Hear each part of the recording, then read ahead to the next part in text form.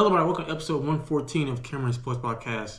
I'm your host here, Cameron Lindsay, and I'm back with a brand new episode. Today's episode, we'll be making my high school football week 4 predictions.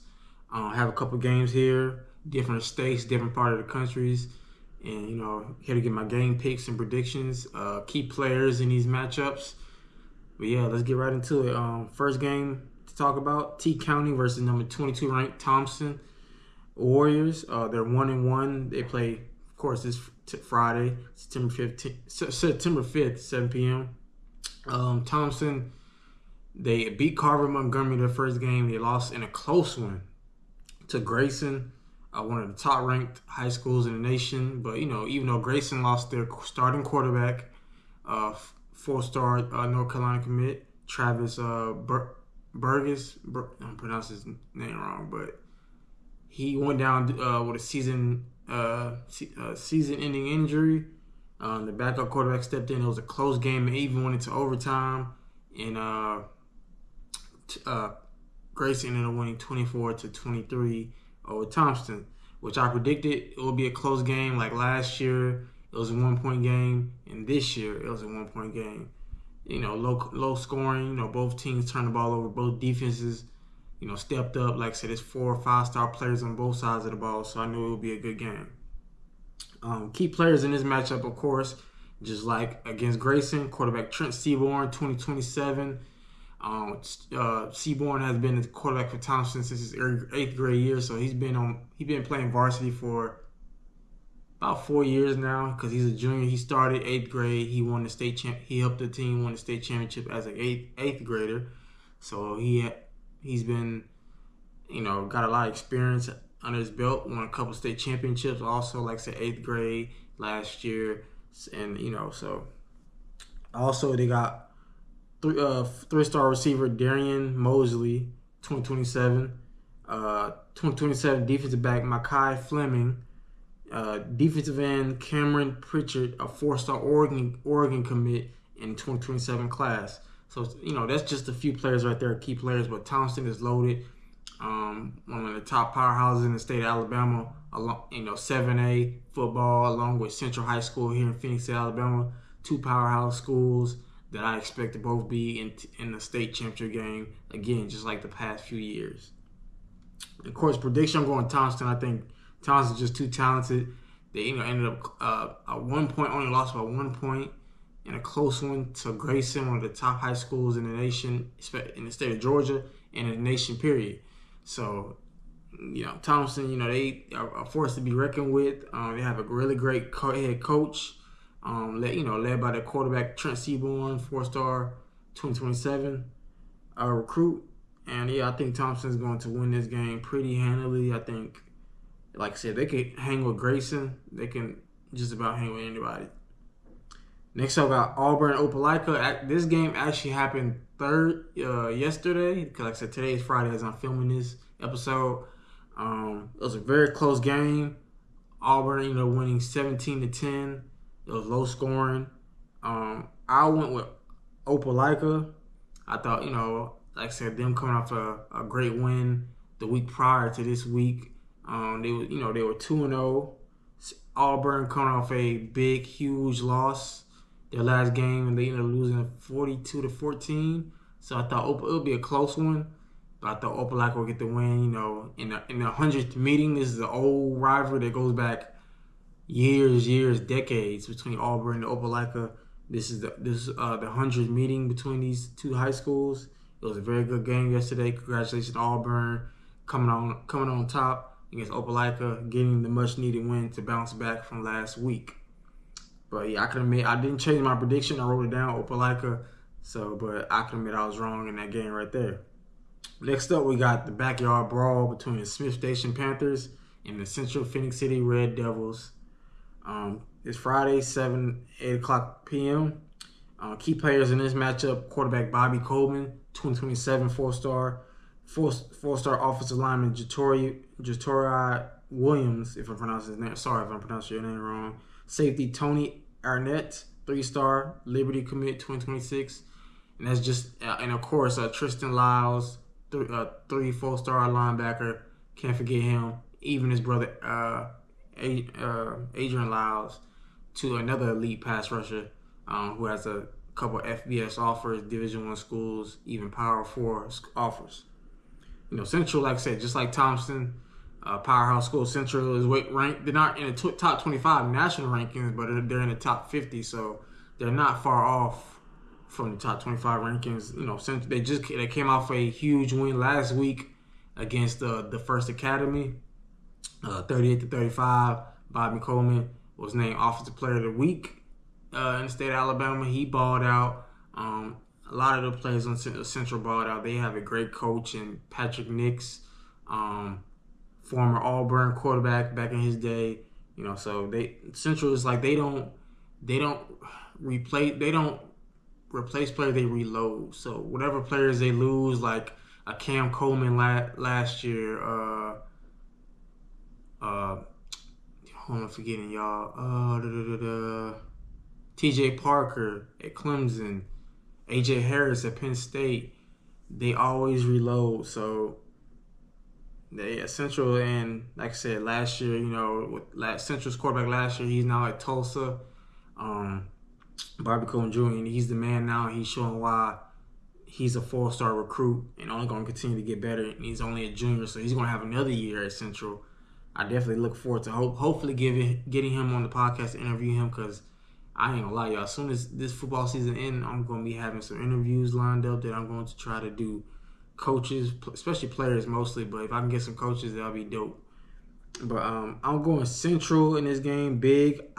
Granted, Sioux Station got their first win in a while against it was like Shaw a week or two ago, but Shaw ain't Central. I'll tell you that much. That wing T wishbone offense, Smith Station runs, it could be effective, but I just don't see it's going to stop Central. I think Central is just too disciplined of a program. Central is like Thompson. They're like mini D1 schools, like a Division I college, like a mini Division I college. So I think players at Central like T.J. Parker, A.J. Harris, Cam Coleman, they thrive at the FBS level, and because they already went to a school like Central where they worked out like they was a Division I athlete already. They had the work ethic, so it's nothing new to them. From what I've seen, I didn't go graduate from Central at all, but I pay attention. I studied the game. A couple years ago, I went to their spring practices, and I saw for myself they like I said, they practice hard, they compete, iron sharpens iron. But yeah, I think Central is just too much for Smith Station. I wouldn't be surprised if this score is like 50, 60 something to nothing. Not even gonna lie, but I'll give Smith Station a touchdown or two, maybe because Central might take out their starters and put some backups in. So, but I'm going Central big over Smith Station. Next up, we got Wetumpka versus Russell County Warriors. This is their home opener. Russell County started the season off on the road against Eufaula, and I forgot the other school they played. Eufaula, and I gotta look it up later. But key player in this matchup, Bryson Riggs, their quarterback. Like I said, great player. Like I said, last year threw over 3,200 passing yards, 40 touchdown passes. He's already off to a hot start this season. And I also want to say congratulations to him for picking up an offer from West Point University. I think he's going to be picking up more offers as the season goes along, or when the season ends. Him to find the right school. I know he's looking forward to. When I was at their football media day before the season started early last month, it was good to interview him. I'm definitely looking forward to having him on the podcast, interviewing him. But saying I think he's going to have a big game and show why he's one of the top quarterbacks in the state of Alabama. Him and Bobby Coleman are my two favorite quarterbacks to talk about in the state of Alabama. And I think the Russell County Warriors are going to win big over Wetumpka. At least about 2 touchdowns, I would hope. But I'm going Bryson Riggins and the Russell County Warriors in this game. Next up, got FPD versus Brookstone, 3-0. Key players in this matchup, Broughton Branch. I actually went to their game last week because, like I said, part of a media day internship I'm doing. And, Brookstone, they started off slow in the first half. Broughton, he even admit, talking to him on Instagram that, They came off slow, struggled a bit, but they picked up in the second half. And even if he turned the ball over a couple times, he didn't let that phase him. He kept coming, and like I said, he fought and he showed why he's a very talented quarterback. And he's only a junior. He's only going to continue to get better. And like I said, I ain't going to see him play in person. Like I said, he has good athleticism, using his legs. He has a good arm. I got Brookstone winning this game to improve to 4-0. They're 3-0 right now. This is, I think, actually a top 3 ranked GIAA matchup in high school between FPD and Brookstone, because last week Brookstone was ranked number 1, and according to the Brookstone's announcer, FPD was ranked, I think, 2. So this could be a top 2 matchup in GIAA play between Brookstone and FPD. So this should be a good game, but I'm going Brookstone to win and a close win, especially thanks to Broughton Branch. Next up, we got Roswell versus number 9 ranked Buford. Set this Friday, 8 o'clock. Key players in this game: Bryce Perry Wright, 4-star Texas A&M commit. Defensive end Dre Quinn, Clemson commit. Athlete Tyreek Green, Georgia commit, 2026. Safety Naskar McCoy, Ole Miss commit. Dayton Raiola, Nebraska commit, also 2026. So Buford is loaded with talent, just like a school like Thompson. Buford, one of the top high schools in the state of Georgia and the nation. I think, like I said, they're due for a big season. They probably could go undefeated. Probably, I wouldn't be surprised if Buford wins state. Like I said, Dayton Raiola is not even their best player. The quarterback is the most important position, but he's not their best player. You can argue that's Bryce Perry Wright. He's the highest ranked player on Buford. But like I said, I definitely would like to go to a game. I don't know if I will. I want to go to the last one when they play. I think they play Creekside, because that stadium is nice. Seen it online. It's cost $62 million that they built at Buford in Buford, Georgia. Like I said, a lot of talent on that roster, but I'm going Buford over Roswell. Big. Yeah. Next up, got Douglas County taking on Langston Hughes. I'm going Langston Hughes in this matchup. Like I said, Langston Hughes is also a top high school in the state of Georgia. They played in the state championship last season. I think they lost to, I believe it was, they either lost to Grayson or they lost to Milton. No, Grayson beat. I think Langston Hughes lost to Milton. Yeah, that's correct, because Grayson beat Carrollton. Yeah, Langston Hughes lost to Milton last season in the state championship game. I'm going Langston Hughes in this matchup, even though I think this would be a pretty good game on paper. 2 elite high schools in the state of Georgia, but I'm going Langston Hughes in this matchup. Next up, got a top matchup between matchup in the state of Florida, South Florida in particular. Number 7, American Heritage, taking on Shawnee Madonna. Key players in the matchup: quarterback Dia Bell, 5-star Texas commit, number 1 ranked quarterback in the class of 2026. Wide receiver Jamar Denson, 2026 Troy commit. Wide receiver Jason Lopez, 3-star 2026 FSU commit for Shawnee Madonna. And the number 1 ranked running back in the class of 2026, Derek Cooper, 2026 Texas commit, who was also on Shawnee Madonna with Jason Lopez. I think this could be possibly a sneaky good game, maybe. But I think I'm going American Heritage. I just think, they got more talent this year. I seen Dia Bell down 28 points and had led a comeback and balled out. Now, Shawnee Madonna, I think they have a freshman. They got a lot of talent, but they got a freshman at quarterback. I don't know if he's going to be able to outplay Dia Bell. I know it's not quarterback versus quarterback. It's going to be quarterback versus the defense. But I just don't think he's able to outplay Dia Bell, who's a senior, more experienced than he is.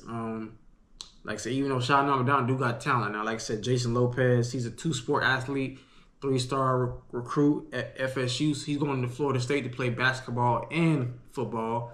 If you know who Jason Lopez is, he goes by J Rock on Instagram, or his nickname. But he's very athletic. And Derek Cooper, like I said, is the #1 running back in the nation. In ESPN 300, he's committed to Texas, so he's going to be teammates with Bell next season. But right now, they're rivals going against each other this Friday in South Florida. But like I said, I'm going to American Heritage to win this game. I think, like I said, they're due for a big season. And yeah, like I said, shout out to Madonna. A couple years ago, they was dominant, with Jeremiah Smith, JoJo Trader, and them boys. But I think this season it may be a little rough for them, because like I said, last time I seen Shout Out Madonna play, they got obliterated by St. Francis Academy, by that defense. They got dominated. And yeah, but speaking of St. Francis Academy, that leads me to my national high school football game of the week. Also, according to Max Preps, is a high school game of the week. Number 4, St. Francis Academy taking on number 2 ranked St. John Bosco. St. John Bosco is a 3-time national high school champions.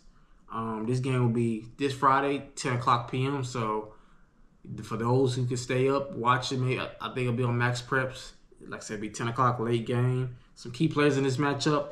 It's Madden Williams, 2026 4-star Texas A&M commit for St. John Bosco. Quarterback Koi Malalui, 2028 recruit for St. John Bosco, so he's only a sophomore. Wide receiver Daniel Odom, 4-star Oklahoma commit for St. John Bosco. For St. Francis Academy, safety Jair Edwards, 5-star Alabama commit safety. He's the #1 ranked safety in the class of 2026. Defensive end Zion Ely, 5-star Maryland commit. He's the #1 ranked defensive end and #2 player overall in the 2026 class. So this is going to be a very, very interesting matchup. I think it'll be a really good game. I hope it's a really good game, because that St. Francis Academy defense is legit. They got, like I said, again, 2 5-star players on that defense ranked in the top 10. They got the #1 ranked defensive end and #1 ranked safety on that defense. So it's going to be interesting. Like I said, St. John Bosco got multiple 4-star recruits, 5-star recruits on their team. Got, like I said, Madden Williams, one of the top receivers in the 2026 class, a Texas A&M commit, and wide receiver Daniel Odom, 4-star Oklahoma commit.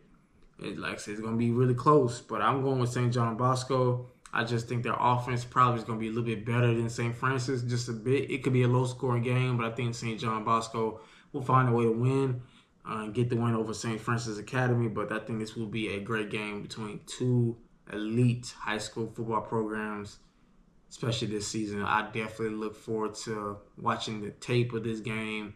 I said probably I have to wait till after my Chargers and Chiefs game, but I'm definitely going to be watching tape of this game, because it's going to be a good one, I think, on paper. But those are my few games and predictions, high school football for this week. Like I said, make sure you tune in. Like I said, locally, whether you are here in Phenix City, you got local high school games here, Columbus, Georgia, Atlanta, to Thompson, Florida, wherever you at. Like I said, it's high school football, it's college football, it's NFL football. We got all 3 levels of football going on right now. And I'm trying to get as much content and episodes out for y'all so we can talk about it together as you're watching. But I definitely appreciate you tuning in for another episode of Cameron Sports Podcast. It's your favorite host, Cameron Lindsay. Make sure to click that like and subscribe button. Like and subscribe button, and post notifications. Follow me on all social medias. If you want to touch down with Cam, you know what to do. Make sure you click click that subscribe button. Get us to 300 subscribers by the end of the year. And I'll catch y'all next time for another episode.